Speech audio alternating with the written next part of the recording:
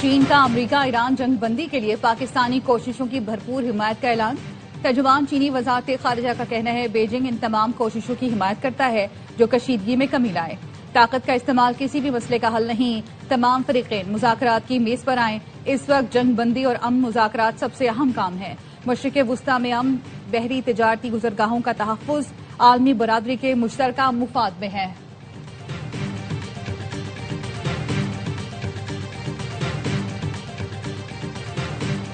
Trump کا ایران سے مذاکرات کا بیان جھوٹا ہے، ایران سے مذاکرات شروع نہیں ہوئے۔ معروف امریکی صحافی کرسٹین امنپور کا انکشاف، بتایا white house of the record تسلیم کر چکا ہے کہ ایران سے امن مذاکرات مکمل طور پر جاری ہیں۔ ایران بھی مذاکرات کی باتیں مسترد کر رہا ہے۔ ایرانی کہہ رہے ہیں ان بیانات سے صدر ٹرمپ ممکنہ طور پر شیئر مارکیٹ کے ساتھ کھیل رہے ہیں۔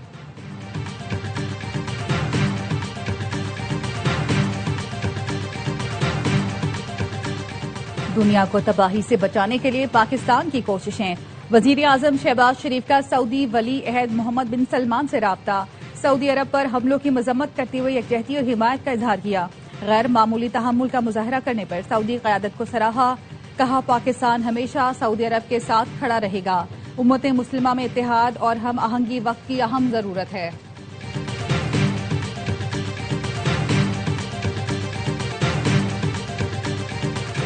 اور وزارت مذہبی امور نے حج پروازوں کا شیڈول جاری کر دیا۔ پاکستان سے پہلی حج پرواز 18 اپریل کو روانہ ہوگی۔ سرکاری حج اسکیم کے تحت 468 پروازوں سے عازمین کو حجاز مقدس پہنچایا جائے گا۔ پاکستان ایران اور امریکہ کے درمیان مذاکرات کی کوششیں کر رہا ہے۔ امید ہے اقدامات جنگ بندی کرانے میں مددگار ثابت ہوں گے۔ پاکستان میں ایرانی سفیر رضا میری کی ایرانی نیوز ایجنسی سے گفتگو۔ عالمی ایٹمی توانائی ایجنسی کے سربراہ رافیل گروسی نے بھی بتایا رواں ہفتے ایران اور امریکہ کے درمیان اہم مذاکرات اسلام آباد میں متوقع ہیں۔ امریکی میڈیا کا کہنا ہے امریکہ کی جنگ بندی کی تجاویز ایران کو موصول ہو گئیں۔ عرب نیوز کے مطابق بھی امریکہ کی جنگ بندی کی تجویز ایران تک پہنچا دی۔ امریکی اخبار نیو یارک ٹائمز کا کہنا ہے امریکہ نے جنگ کے خاتمے تک کے لیے ایران کو 15 نکاتی منصوبہ بھیجا۔ مقصد جنگ سے نکلنے کا راستہ تلاش کرنا ہے۔ پاکستان، مصر اور ترکیہ ثالثی میں کردار ادا کر رہے ہیں۔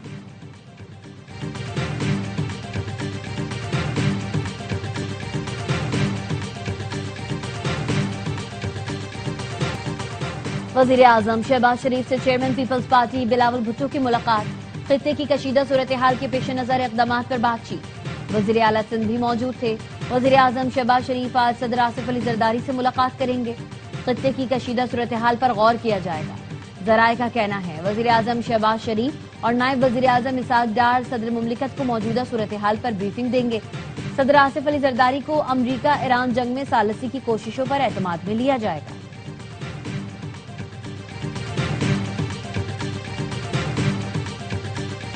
وفاقی حکومت کا پیٹرولیم مصنوعات کی قیمتیں بڑھانے کے بجائے ترقیاتی بجٹ میں 100 ارب روپے کمی کی تجویز۔ ذرائع کا کہنا ہے رواں مالی سال کا ترقیاتی بجٹ 1000 کے بجائے 900 ارب روپے کیے جانے کا امکان ہے۔ رقم ایمرجنسی ریلیف پر خرچ کی جائے گی۔ اقدام سے مالیاتی خسارہ قابو کرنے میں مدد ملے گی۔ وفاق کا خطے کی صورتحال اور کفایت شماری مہم کے باعث NFC فنڈز پر نظر ثانی کا فیصلہ۔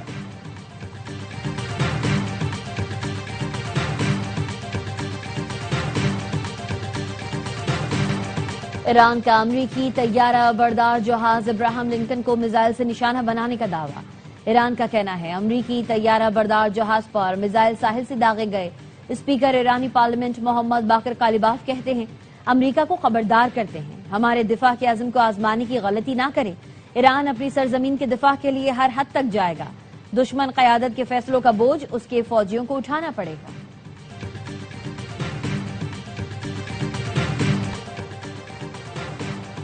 اسرائیل کی ایران کے بوشہر پاور پلانٹ پر بمباری۔ ایٹمی توانائی کے ادارے کا کہنا ہے کوئی مالی یا تکنیکی نقصان نہیں ہوا۔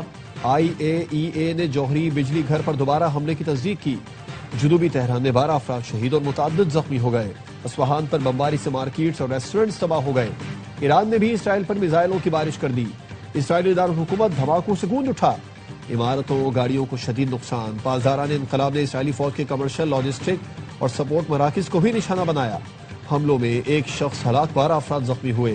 لوگ خوفزدہ ہو کر بنکرز میں چھپ گئے۔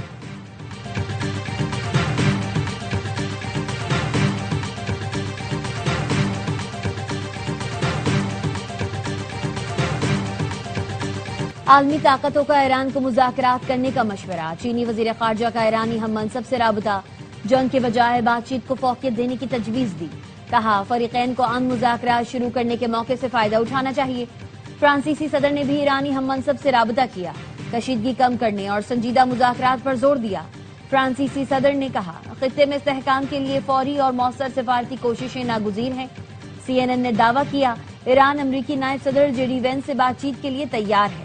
ایران وٹکوف اور جیریڈ کشنر سے مذاکرات میں دلچسپی نہیں رکھتا۔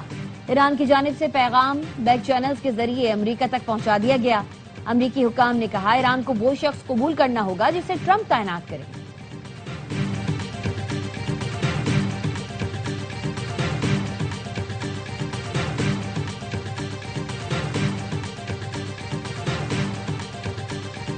PSL 11 کا ایکشن کل سے شروع ہوگا۔ افتتاحی میچ لاہور قلندرز اور حیدرآباد کنگز مین کے درمیان کھیلا جائے گا۔ کپتانوں کی پریس کانفرنس، کپتان کراچی کنگز ڈیوڈ وارنر نے کہا کہ اس سال کچھ نئے باصلاحیت کھلاڑیوں کو شامل کیا ہے۔ کپتان لاہور قلندرز شاہین آفریدی کا کہنا تھا اعزاز کا دفاع کریں گے۔ کپتان پشاور زلمی بابر اعظم نے کہا کراؤڈ کی کمی محسوس ہوگی مگر بہترین کارکردگی دکھائیں گے۔ اسٹاک مارکیٹ میں کاروبار کے دوران تیزی، دوران ٹریڈنگ 100 انڈیکس میں 4000 سے زائد پوائنٹس کا اضافہ دیکھا گیا۔ 100 انڈیکس 1,58,000 کی سطح بحال۔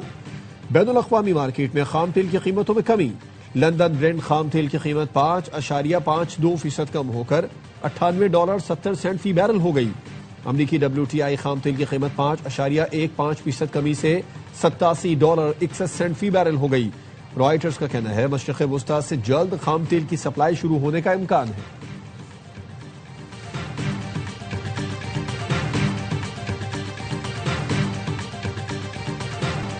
سونے اور چاندی کی قیمتوں میں اضافہ، فی تولہ سونے کی قیمت 15,200 روپے بڑھ کر 4,79,262 روپے ہو گئی۔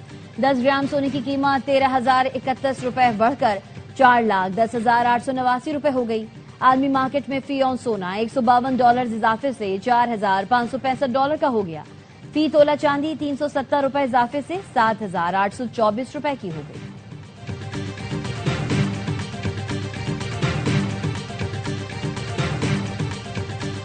وزیر داخلہ محسن نقوی اور چودھری صالح حسین کی زیر صدارت اجلاس۔ اسپینش ریزیڈنٹ کارڈ کے لیے پیشرفت کا تفصیلی جائزہ، غیر قانونی تارکین کو رجسٹریشن سے پہلے دستاویزات 1 ہفتے میں جاری کرنے کا فیصلہ۔ وزیر داخلہ کا کہنا تھا کسی مجرم کو پاسپورٹ جاری نہ کیا جائے، پولیس ترجیحی بنیادوں پر کریکٹر سرٹیفکیٹ جاری کرے۔ چودھری صالح حسین نے کہا اسپینش ریزیڈنٹ اسکیم سے 15,000 پاکستانی مستفید ہوں گے۔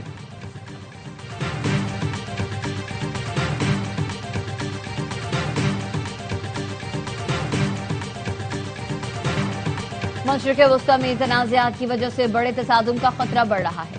فلسطینی عوام بدستور غیر قانونی قبضے، فعلی اور منظم تشدد کا سامنا کر رہے ہیں۔ مستقل مندوب عاصم افتخار کا اقوام متحدہ کی سلامتی کونسل میں خطاب، کہا غزہ میں 71,000 سے زائد فلسطینی شہید ہو چکے، جن میں اکثریت خواتین اور بچوں کی ہے۔ اسرائیلی آباد کار فلسطینی آبادی پر منظم حملے کر رہے ہیں۔ 15 مارچ کو تمون قصبے میں فلسطینی خاندان پر فائرنگ کی گئی، جس میں عید کی خریداری کے لیے جانے والے ماں باپ، 2 کمسن بچے شہید ہوئے۔ مغربی کنارے میں نقاب پوش گروہوں نے گھروں اور مساجد کو آگ لگا دی۔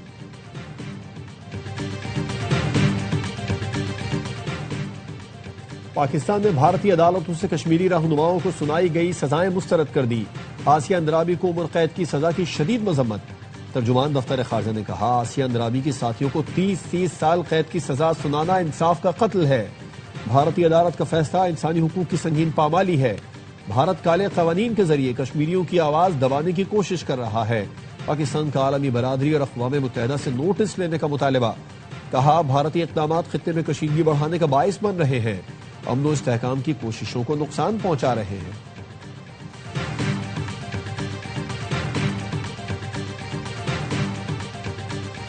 سانحہ گل پلازا کی تحقیقات، senior member board of revenue judicial commission کے روبرو پیش، کمیشن کا نامکمل ریکارڈ جمع کرانے پر تشویش کا اظہار۔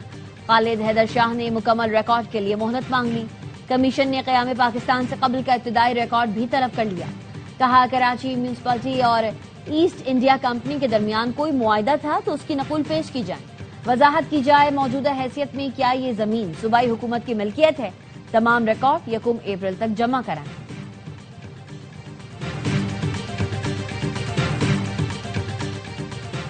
मगरिबी हवाओं का सिलसिला असर दिखाने लगा। चमन समेत बलूचिस्तान के मुख्तलिफ इलाकों में बारिश। कराची समेत सिंध में आज से 29 मार्च तक तेज हवाओं के साथ बारिश का इम्कान। खैबर पख्तूनख्वा, पंजाब, गिलगित बल्तिस्तान और आज़ाद कश्मीर में 30 मार्च तक बारिशों की पेशगोई। मुख्तलिफ इलाकों में मूसलाधार बारिश के बायस फ्लश फ्लडिंग का खदशा।